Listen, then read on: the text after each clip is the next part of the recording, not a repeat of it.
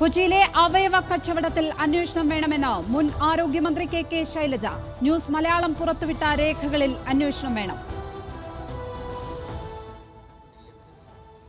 അല്ല, എനിക്കതിലിപ്പോൾ ഒന്നും പറയാൻ കഴിയുന്നില്ല. അവയവ കച്ചവടം ഗുരുതരമായ കുറ്റകൃത്യമാണ്. കച്ചവടം നടക്കുന്നുണ്ടെങ്കിൽ നിങ്ങൾ പറയുന്നത് അതിന് നിങ്ങളടുത്ത് രേഖകളും തെളിവും ഉണ്ടാണ്. അതനുസരിച്ച് നിയമപരമായിട്ടുള്ള കാര്യങ്ങൾ സ്വാഭാവികമായിട്ടും വരുമല്ലോ, രേഖകളും തെളിവും ഉണ്ടെങ്കിൽ.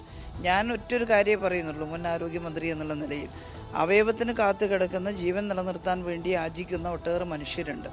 അവർക്ക് ആരെങ്കിലും സ്വമേധയാ അവയവം ദാനം ചെയ്യാൻ തയ്യാറാവുന്നുണ്ടെങ്കിൽ അതിന് തടസ്സമാകരുത്. മറ്റൊന്ന്, ഇതെല്ലാം കണ്ട് ഭയന്നിട്ട് അവയവം ദാനം ചെയ്യാൻ തയ്യാറായി നിൽക്കുന്നവർ അതിൽ നിന്ന് പിൻവാങ്ങാനും ഇടയാവരുത് എന്നുള്ളതാണ്. കാരണം ഒരുപാട് മനുഷ്യരുടെ, ഒരുപാട് കുടുംബങ്ങളുടെ ജീവൻ രക്ഷപ്പെടുത്തേണ്ടുന്ന കാര്യമാണ് അത്. കച്ചവടം നടക്കുന്നതിൽ നിങ്ങൾക്ക് തെളിവ് കിട്ടിയിട്ടുണ്ടെങ്കിൽ അത് ഹാജരാക്കുക, അതിന് ആ രീതിയിലുള്ള നടപടിയിലേക്ക് പോകുക. അവയവ കച്ചവടം അംഗീകരിക്കാനാവില്ല. അവയവ ദാനത്തെ ബാധിക്കാത്ത വിധത്തിലാകണം അന്വേഷണമെന്നും മുൻ ആരോഗ്യമന്ത്രി. മൃതസഞ്ജീവനി പദ്ധതി നേരിടുന്ന പ്രതിസന്ധികളെക്കുറിച്ചും കെ ശൈലജ.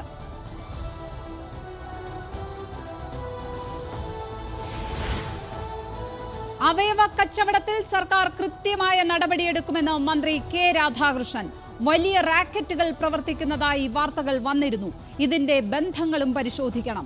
കേരളത്തിൽ അവയവ മാറ്റത്തിന് കൃത്യമായ സംവിധാനമുണ്ടെന്നും മന്ത്രി.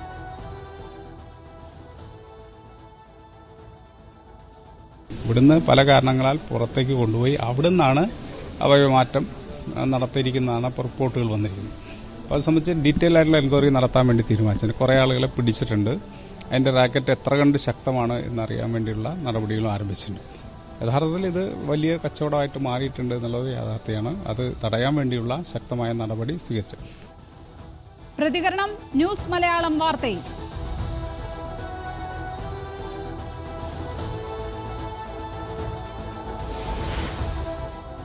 അവയവ കച്ചവടം നടത്തുന്നവർക്കെതിരെ ശക്തമായ നടപടിയെടുക്കണമെന്ന് UDF കൺവീനർ MM ഹസൻ. വാർത്തയിൽ ആരോഗ്യ വകുപ്പ് അന്വേഷണം പ്രഖ്യാപിക്കണം. ആരോഗ്യ വകുപ്പ് കുത്തഴിഞ്ഞ നിലയിലെന്നും ഹസൻ.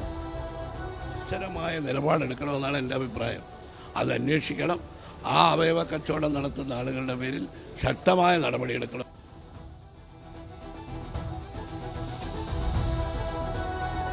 അവയവ കച്ചവടത്തിൽ പ്രതികരിച്ച് കിഡ്നി ദാതാവും കിഡ്നി ഫെഡറേഷൻ ഓഫ് ഇന്ത്യ സ്ഥാപകനുമായ ഫാദർ ഡേവിസ് ചിറമേൽ.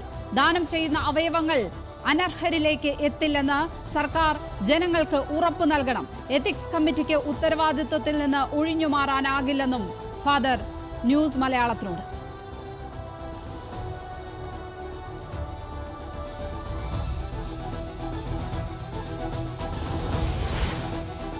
മൂന്ന് ദിവസത്തെ സന്ദർശനത്തിനായി പ്രധാനമന്ത്രി നരേന്ദ്രമോദി ഇന്ന് കന്യാകുമാരിയിലെത്തും. വിവേകാനന്ദ പാറയിൽ 45 മണിക്കൂർ ധ്യാനത്തിലിരിക്കും. തിരുവനന്തപുരം നഗരത്തിൽ ഗതാഗത നിയന്ത്രണം. സുരക്ഷയ്ക്കായി 2000-ലധികം പോലീസുകാർ.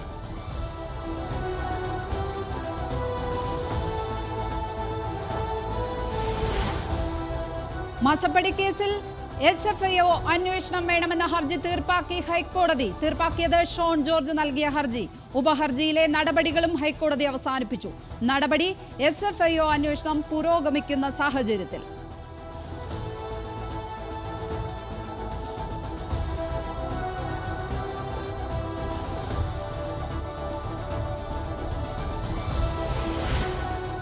സർക്കാർ ഭൂമിയിലെ ആരാധനാലയങ്ങൾ പൊളിച്ചു നീക്കാൻ ഹൈക്കോടതി നിർദ്ദേശം. ഭൂമി കയ്യേറിയിട്ടുണ്ടോ എന്ന് പരിശോധിക്കാൻ ചീഫ് സെക്രട്ടറി ഉത്തരവിറക്കണം. 6 മാസത്തിനുള്ളിൽ കളക്ടർമാർ നടപടി സ്വീകരിക്കണം. സുപ്രധാന ഉത്തരവ് ജസ്റ്റിസ് PV കുഞ്ഞികൃഷ്ണന്റേത്.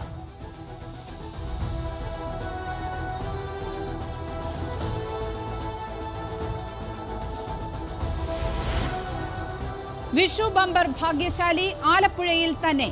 12 കോടിയുടെ ഒന്നാം സമ്മാനം CRPF റിട്ടയർഡ് ഉദ്യോഗസ്ഥൻ പഴവീട് സ്വദേശി വിശ്വംഭരന്. സ്ഥിരമായി ലോട്ടറി എടുക്കാറുണ്ടെന്നും വിശ്വംഭരൻ.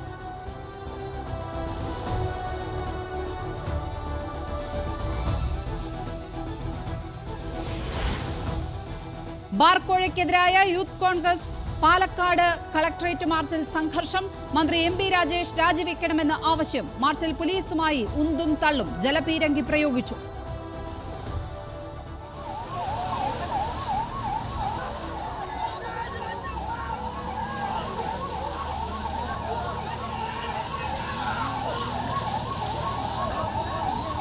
അഴിമതിക്ക് പിന്നിൽ CPM എന്നും LDF-ലെ മറ്റ് ഘടകകക്ഷികളെ കുറ്റപ്പെടുത്തുന്നില്ലെന്നും യൂത്ത് കോൺഗ്രസ് സംസ്ഥാന അധ്യക്ഷൻ രാഹുൽ മാങ്കൂട്ടത്തിൽ.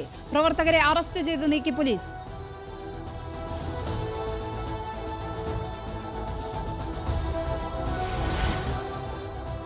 കാലവർഷം കേരളത്തിൽ എല്ലാ ജില്ലകളിലും യെല്ലോ അലേർട്ട്.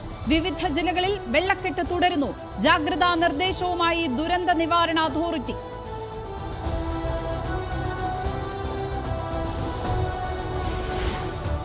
വടകരയിലെ കാഫിർ വിവാദത്തിൽ KK ശൈലജയ്ക്കെതിരെ രൂക്ഷ വിമർശനവുമായി K മുരളീധരൻ. കാഫിർ പ്രയോഗം നടത്തിയത് ശൈലജയുടെ നേതൃത്വത്തിൽ. MSF പ്രവർത്തകന്റെ പേരിൽ വ്യാജ സ്ക്രീൻഷോട്ട് പ്രചരിപ്പിച്ചുവെന്നും K മുരളീധരൻ.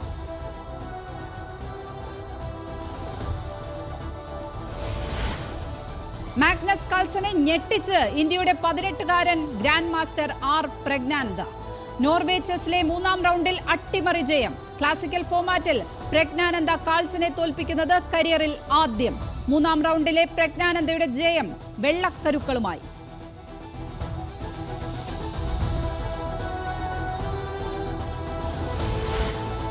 ലോക്സഭാ തെരഞ്ഞെടുപ്പിന്റെ അവസാനഘട്ട പരസ്യ പ്രചാരണം ഇന്ന് അവസാനിക്കും. ശനിയാഴ്ച വിധിയെഴുതുക. 7 സംസ്ഥാനങ്ങളിലും കേന്ദ്രഭരണ പ്രദേശങ്ങളിലുമായി 57 മണ്ഡലങ്ങൾ. നരേന്ദ്രമോദിയുടെ വാരാണസി ഉൾപ്പെടെയുള്ള താരമണ്ഡലങ്ങൾ പോളിംഗ് ബൂത്തിലേക്ക്.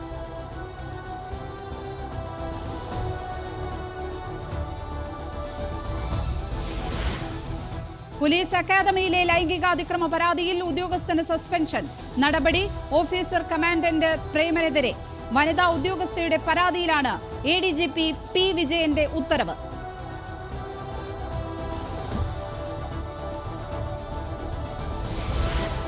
ശശി തരൂരിന്റെ ഓഫീസ് സ്റ്റാഫ് അംഗം സ്വർണ്ണക്കടത്ത് കേസിൽ അറസ്റ്റിൽ. പ്രസാദിൽ നിന്ന് പിടിച്ചെടുത്തത് 500 ഗ്രാം സ്വർണം.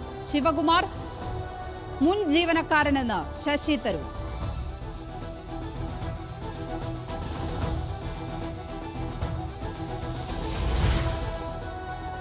സപ്ലൈകോയുടെ പേരിൽ വൻ തട്ടിപ്പ്. 7 കോടി രൂപയുടെ തട്ടിപ്പ് നടത്തിയ കടവന്ത്ര ഔട്ട്ലെറ്റിലെ മുൻ അസിസ്റ്റന്റ് മാനേജർ സതീഷ് ചന്ദ്രനെതിരെ പോലീസ് കേസ്. വിശ്വാസവഞ്ചന, ആൾമാറാട്ടം വകുപ്പുകൾ ചുമത്തി. വ്യാജ പർച്ചേസ് ഓർഡർ ഉണ്ടാക്കിയെന്നും GST നമ്പർ ദുരുപയോഗം ചെയ്തെന്നും പോലീസ്. ഔട്ട്ലെറ്റിലെ ജീവനക്കാർ സഹായിച്ചെന്നും സംശയം.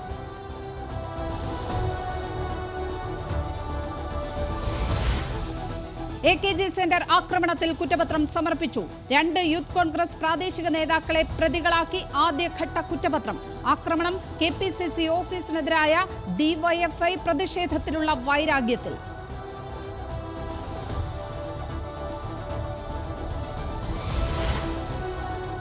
സംസ്ഥാനത്തെ യൂണിഫോം പ്രതിസന്ധിയിൽ വിശദീകരണവുമായി വിദ്യാഭ്യാസ മന്ത്രി.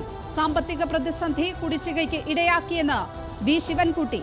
ധനവകുപ്പ് പണം അനുവദിച്ചിട്ടുണ്ട്. കുടിശ്ശിക ഈ വർഷം കൊടുത്തു തീർക്കുമെന്ന് ശിവൻകുട്ടി.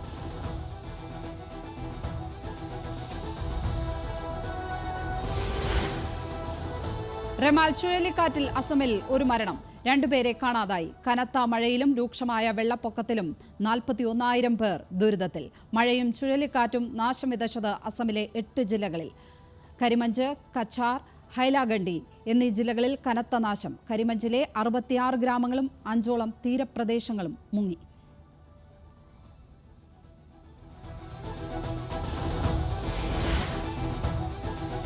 ഡൽഹിയിലെ ഉഷ്ണതരംഗത്തിൽ ആദ്യ മരണം. മരിച്ചത് ബീഹാർ സ്വദേശി. ഡൽഹിയിൽ ഇന്നലെ രേഖപ്പെടുത്തിയത് 52.3 ഡിഗ്രി താപനില.